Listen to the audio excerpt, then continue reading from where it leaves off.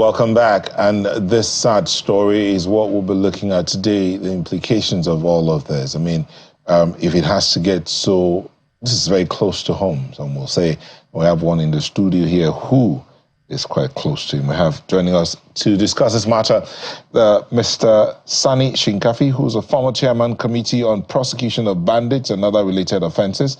He joins us here in Abuja studios. Thank you for joining us. Thank you for having me. Good morning. Mr. Shinkafi, before we came on air, we saw the timeline of all that happened. I mean, July 29th was when the district head of Qatar and his son were kidnapped along the Sokoto Sabon Birni Road. The abduction occurred after the traditional ruler attended a meeting of traditional rulers in Sokoto. So he wasn't as if he was on holiday. He went for an official assignment. August 20, the abductors released a distressing video showing the kidnapped monarch pleading for his life. The appeal to the Sokoto state government and the Sultanate Council to secure his release. He highlighted his 74 years of service, including 45 years in government. Despite the abductors initially demanding a ransom of 900 million, later 500 million, and their funds were not released by either the monarch's family or the government. But that's not even in all of that. This whole situation, what are the implications? For one who has been at the helm of affairs of a committee for the prosecution of bandits and other related crimes. You see, it is very unfortunate situation, very barbaric, disheartening and heartbreaking for the way and the manner the district head of Gatawa, the Savo that is the Sarkin Gobir, was adopted. He was invited for an official meeting of traditional rulers. After the attendance of the meeting, on his way back at Kwanar Maharba, that is Goronyo Sabon Bini Road, then he was blocked by this bandit, and they shot his vehicle, the vehicle somersault, and from there they adopted him and take him to their hideout for more than 3 weeks. And the bandit started negotiating with the family of the monarch, asking for 1 billion naira ransom. They were pleading with the bandit. After a few days, they scaled it down to 500 million. After a few days of negotiation, they scaled it down to 250. After another days of negotiation, they scaled it down to 100 million. Then after another series of negotiation, they scaled it down to 60 million, and they requested that they should buy a Honda motorcycle for them. And they said that's the panel. And failure to bring that money, they left with no option than to kill the monarch. So before the ransom, before the family of the victim, the monarch, were able to scavenge for the money and seek also the video which has gone viral, where the monarch, the Sarkin Gobir, was pleading with the members of the public, his family, and the government to assist him because he was tortured, he was maltreated, he was chained in his leg. It's a horrible situation.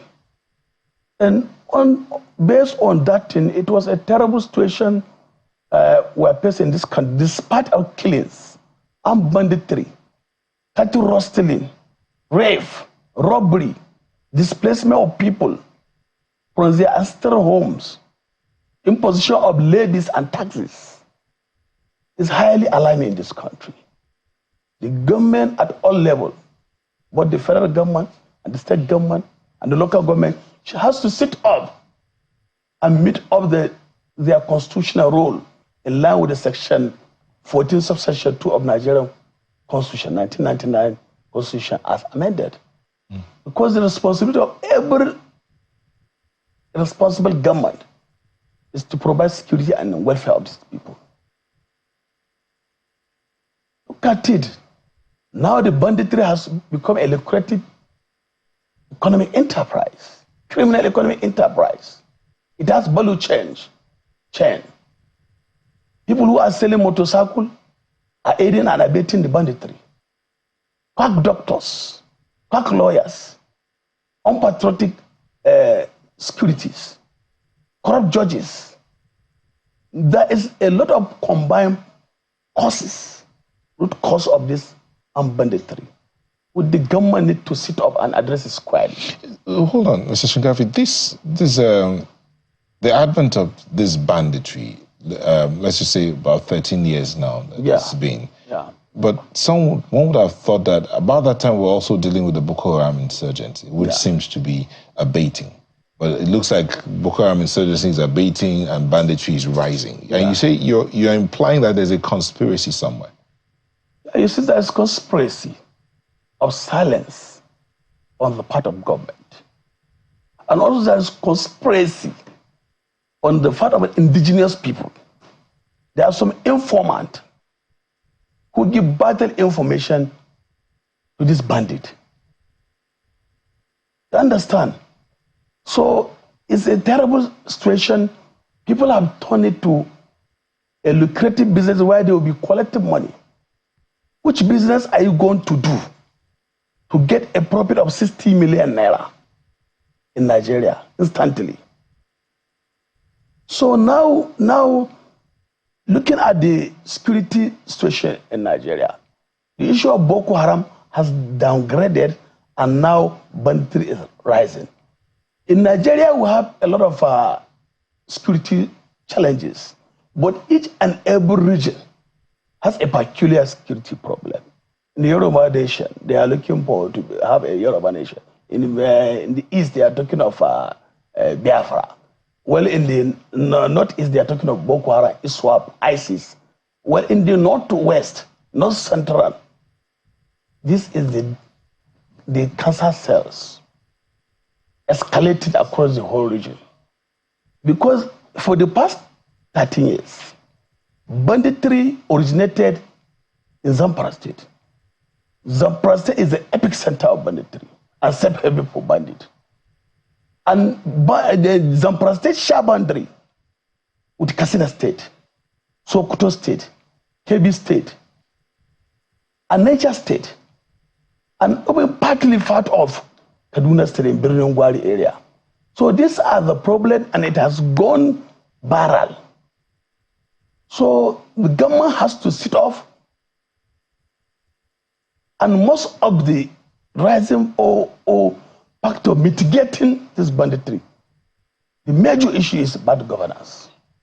Before we get into the factors encouraging banditry, which you said one of them is bad governance, as the chairman of that committee for prosecution of banditry, former chairman of prosecution of bandits and other related offenses, what were you able to find? What was your committee? What were the findings of your committee in terms of like what's the cause and how to end banditry?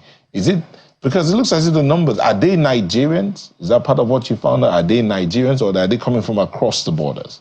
You see, I have served in various committees during the administration of Bello Matole, the current Minister of State for Defense.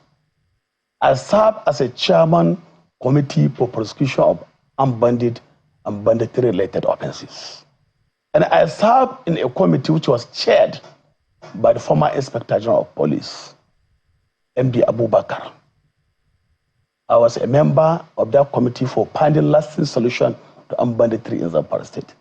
I served in also security and intelligence gathering on banditry-related offenses in Zamfara State. With the experience I have in such committee, I serve. And also I serve as a chairman committee on anti-illegal mining in Zamfara State. So, statistically, the root causes of banditry are many. Most of these bandits, 85% of them are indigenous. Like in Zamfara, all the bandits has their catchment area. Their area where they have everybody has their catchment area, their territory. Turji has his own catchment area. Halilu Sububu has his own area. And Ado Alero has his own area where he's controlling entire local government. Turji is controlling Shinkafi, part of Zulmi local government. Then Karimi and Atarawachi and Black are controlling part of Zulmi local government and also part of Brani Magaji local government. Halilu Sububu is controlling part of Shinkafi local government, Marado local government, Anka local government, Goroy local government, Rapa local government, Sababrin local government, and part of Isa local government. And Turji also overlap. He was controlling also part of Isa local government. And so are also controlling Tangaza, Gidamadi, Kwari. I'm just the Sokoto East is also the hotbed of banditry in Sokoto State. And you say 85% of them are indigenous. We know their parents, we know even their grandparents, but they don't listen to them. So why, if we know they are indigenous, why is it difficult who are foreigners are few. Most of these foreigners are helping them in smuggling arms and ammunition through the porous border. Because Zamfara share boundary with Niger Republic, in Zulmi local government, in Shinkafi local government. Without making some commitments, weak infrastructure, bad governance, corruption in the system, weak judicial system, bad roads. So there is need for the state governors to get a proper homegrown solution. At the same time, to declare a state of emergency on education. If you look at what happened in the End Bad Governance protest, in the Northwest, or all in the Northern state, you see the turnout of the out-of-school children on the street. Just to be clear, Mr. Shinkafi, just a second. Just to be clear, I'd like you to be clear about this. Do you think that northern governors want, from what you see, from what you know, and even from what your response there, just to be clear, so people are clear what your position is, do you think that northern governors, just a second, do you think they want this insecurity to end? Any good citizen of this country must want this insecurity to end. But what I'm trying to say in simple terms, there is no political will, and there is also conspiracy of the silence on the part of the state governors. You see, there was a time when a meeting was held in the Office of National Security Advisors, some of the governors from the Northwest refused to attend. And in the Northwest, that is the hotbed of the armed bandit. But some of the northern governors refused to attend, and the meeting was presided over by the Nuhu Ribado and some other service chiefs and the chairman of the governors forum, Northern Governors Forum, that is Inuwa Yahaya of Gombe State. Most of the governors are in essential, and the numbers of these governors are from the Northwest who refuse to attend. So that is why I'm saying there is no political will, and there's conspiracy of silence. Okay. Now, something else that you also spoke about the other time, Mr. Shinkafi, you talked about the various local governments. There are those who are saying that, you know, we already made the local governments vulnerable through which these insecurity things happen, because if the local government administrations or governments were as effective as they ought to be, everybody knows everybody, and these things would have been pegged, nipped in the bud before they became the hegemon, the behemoth that they are now. Do you agree with those people who say that? I quietly agree with them, because refusal of the state governors access to the local government funds for the first 2 decades is one of the contributing factors for bad governance and also lack of the development at the rural level. If the local government system, local government council are fully funded, the local government chairman will be able to invite security meeting, pay for logistics, and he can be able to construct some rural road, provide some infrastructures. Because this bandit, in the committee we serve, of the Committee for Finding Lasting Solutions to Armed Banditry, These bandits are complaining that they don't have schools, they don't have hospital, they don't have maternity home, they don't have vaccination center, they don't have access to potable water, and they don't have access road. And most of their cattle route and Fulani settlement were taken away by other government. So these are some of this thing. And they also cattle reserve, which was reserved for cattle rearing, grazing area, have been taken away by some traditional rulers. So these are some of the challenges. If the local government chairman or local government in Nigeria are financially independent, I think it will help in also developing the local government and also to reduce the poverty and also increase food security. But this banditry has now made Nigerians, especially the northern Nigeria, which is the food basket of the nation, have now turned to hunger zone and starvation because more than 80% of the land are not cultivated during the rainy season because of the activities of this and bandit and criminal elements. So Shinkafi. So most of the funds of local government have been diverted by the state governors for personal enrichment. All right, thank you, Mr. Sani Shinkafi. We do hope that now that the Supreme Court said, given the local government autonomy, they will begin to get their money. Let's hope that whoever is heading the local government will get to work and see that these issues of governance is brought down to the grassroots, and then we'll see an end to the insecurity situation. The judgment is a welcome development. Thank you so much, Mr. Sani Shinkafi. Is a former chairman of the Committee on Prosecution of Bandits and Other Related Offences. Thank you so much for coming in this. Thank you.